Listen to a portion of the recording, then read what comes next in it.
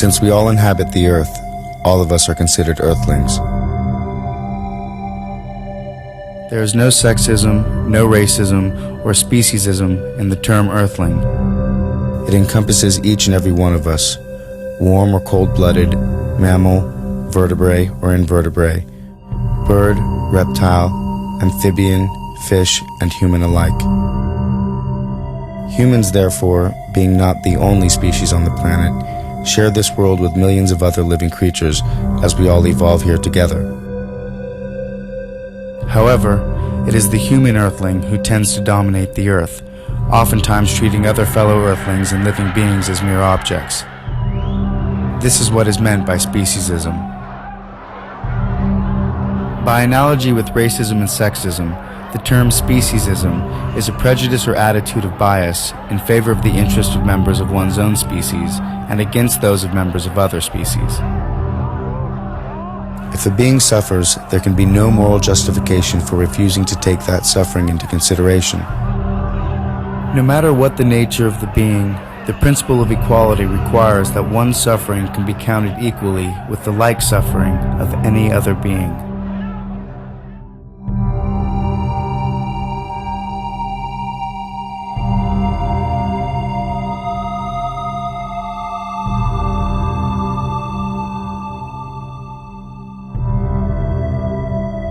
Racists violate the principle of equality by giving greater weight to the interests of members of their own race when there's a clash between their interests and the interests of those of another race.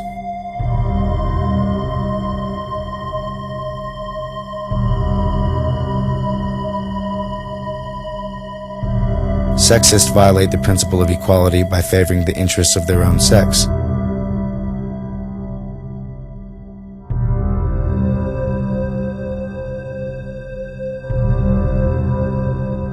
Similarly, speciesists allow the interests of their own species to override the greater interests of members of other species.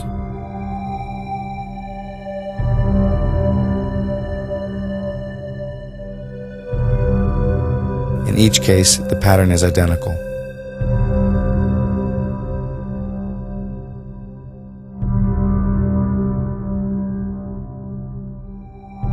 Though among the members of the human family we recognize the moral imperative of respect, every human is a somebody, not a something.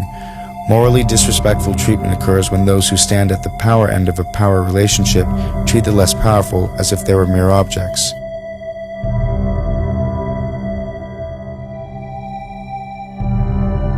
The rapist does this to the victim of rape, the child molester to the child molested, the master to the slave. In each and all such cases, humans who have power exploit those who lack it. Might the same be true of how humans treat other animals, or other Earthlings? Undoubtedly there are differences, since humans and animals are not the same in all respects. But the question of sameness wears another face. Granted, these animals do not have all the desires we humans have. Granted, they do not comprehend everything we humans comprehend. Nevertheless, we and they do have some of the same desires and do comprehend some of the same things. The desires for food and water, shelter and companionship, freedom of movement and avoidance of pain. These desires are shared by non-human animals and human beings.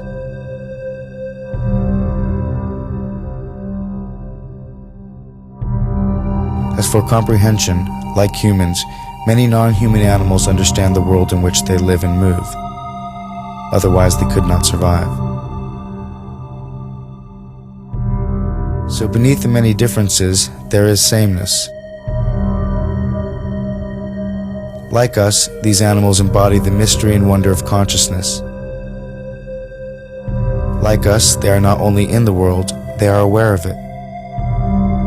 Like us, they are the psychological centers of a life that is uniquely their own. In these fundamental respects, humans stand on all fours, so to speak, with hogs and cows, chickens and turkeys. What these animals are due from us, how we morally ought to treat them, are questions whose answer begins with the recognition of our psychological kinship with them. So the following film demonstrates in 5 ways just how animals have come to serve mankind, lest we forget.